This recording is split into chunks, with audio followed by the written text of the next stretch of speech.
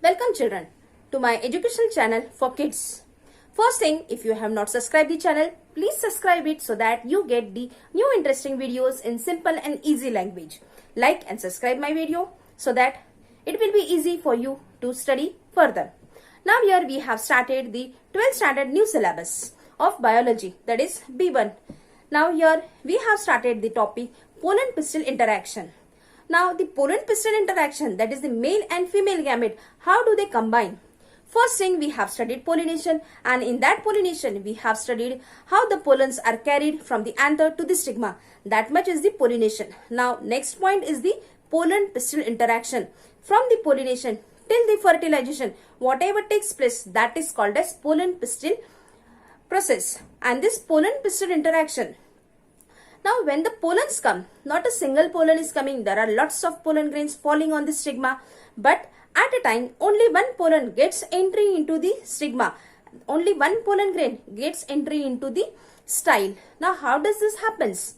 Why not all the pollen grains get entry, and why not the other type can get inside the style? So what is the reason behind that? All these things we are going to study in this topic. So like and subscribe my.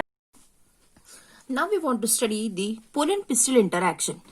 Pollen pistil interaction means what happens when pollen falls on the pistil, that is the pollen grain fall on the stigma. Now it is an interaction of the pollen grain with the sporophytic tissue. Sporophytic tissue, that is the stigma. It begins with the pollination and ends up with the fertilization, meaning from the pollination till the fertilization. The process is called as pollen pistil interaction. All the events from the deposition of pollen grains on the stigma to the entry of pollen tube in the ovule, that is the synergids, are referred as pollen pistil interaction. We have seen that in the process of pollination, the pollens are transferred from anther to the stigma. So when these pollen grains fall on the stigma, they produce a pollen tube, and this pollen tube enters into the style, and then finally it reaches to the ovule. Till it reaches to the ovule, this process is pollen pistil interaction. After that, it will be fertilization. Now pollination does not guarantee the transfer of right type of pollen. It means that whenever the pollen grains are transferred from the anther to the stigma, many pollen grains are transferred at a time, not necessary that it will be of right type. Right type, it means if the flower is of jasmine, then male and female both should be of jasmine. But it doesn't happen that on the stigma of jasmine, only jasmine pollen will come. Many other pollens are also coming. So we say it is often of wrong type. Wrong type, that is the other species pollens are also landed on the stigma of one species, but this is not allowed. Now when the other pollens are also present, now they cannot get entry into the style, because the pistil has the ability to recognize and accept the right type or compatible pollen on the same species.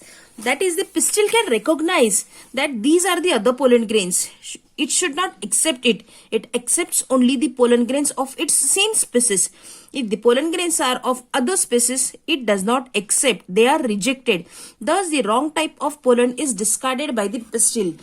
They cannot enter into that style. So compatibility and incompatibility of the pollen pistil is determined by special protein.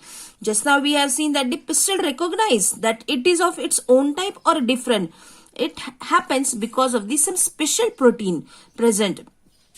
Now this process involves pollen recognition followed by promotion or inhibition of pollen.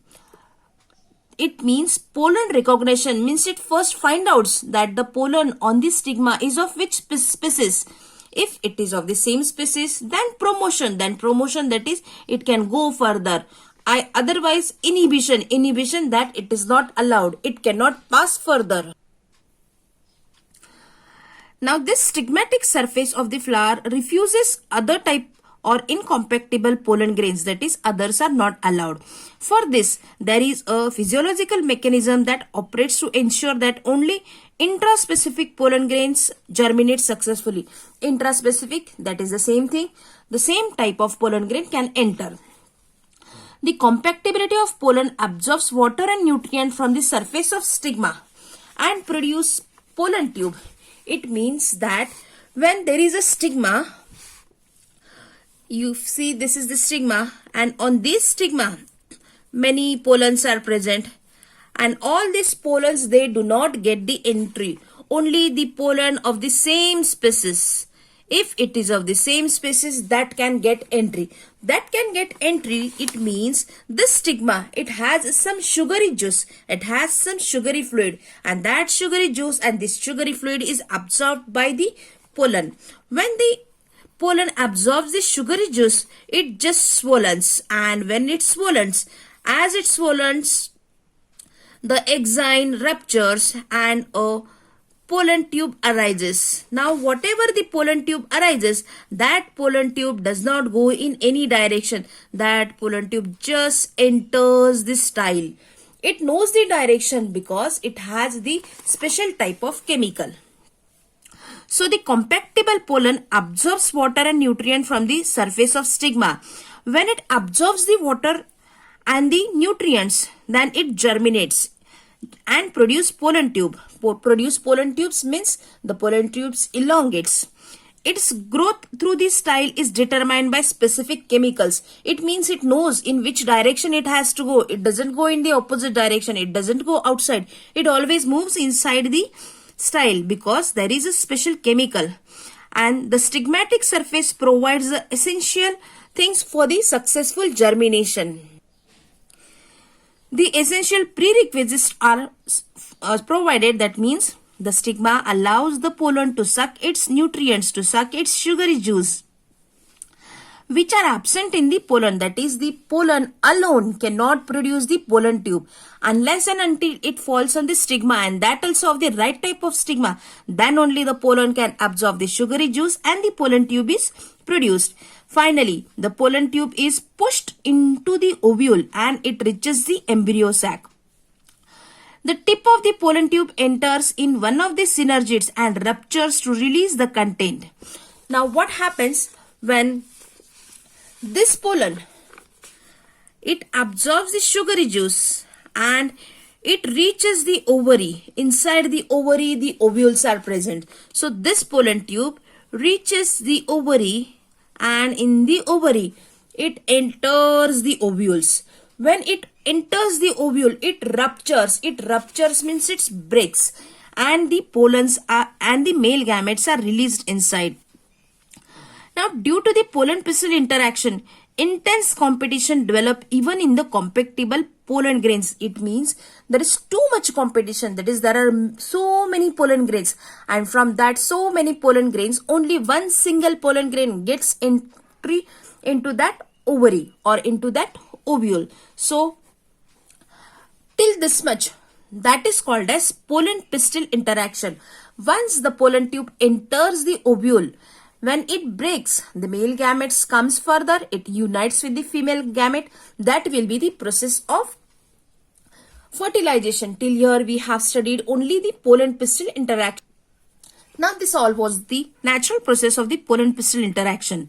It plays an important role in the sexual reproduction and also the seed formation. It means it is a very important process. Now the pollen grains, they can be induced to germinate in a synthetic medium. That is, whatever we have studied till now, that was naturally occurring in the flower. But if we want to do such things artificially, so we have to do that in the synthetic medium. For that, the sucrose induced pollen germination and tube grows in vitro. That is, when it falls on the stigma, it absorbs the sugary material. So here we have provided this sucrose, and that sucrose acts like this sugary material, and that induces the pollen germination. That is, the pollen tube starts growing, and that pollen tube starts growing, that is in vitro. That in vitro, that is, we are going to do all this in the laboratory. Addition of boric acid facilitates and accelerates pollen germination. In nature, it happens on the stigma, but here artificially we have to do this. So we have to supply the boric acid. Because of this, it facilitates and accelerates the pollen germination. That is, the pollen germination can take place. That is, the pollen tube develops and the male gamete can be formed and further they can travel. So here we have completed the topic pollen pistil interaction. So this was our topic of pollen pistil interaction. Further we have to study the double fertilization.